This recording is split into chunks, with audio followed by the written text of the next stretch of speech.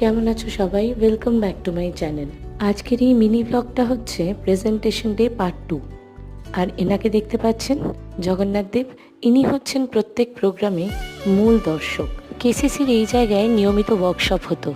সবাই সুন্দর করে ড্রেস পরে নিটলি চুল বেঁধে ঘুঙুর নিয়ে রেডি হয়ে যেত ওয়ার্কশপের জন্য। গুরু শাশ্বতী এবং তার গুরুমা শর্মিলাদির থেকে সবাই অনেক নতুন কিছু শিখেছেন। স্পেশালি বলতে গেলে নতুন অধ্যায় শুরু করেছে। কিন্তু আনফর্চুনেটলি আমি সেটা করতে পারিনি আমার সামার ভ্যাকেশন লেট হওয়ার জন্য।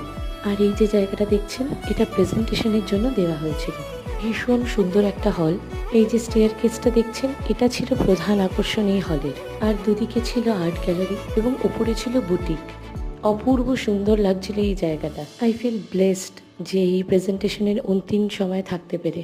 রইল কিছু মিষ্টি মুহূর্ত এই প্রেজেন্টেশনের দিনের।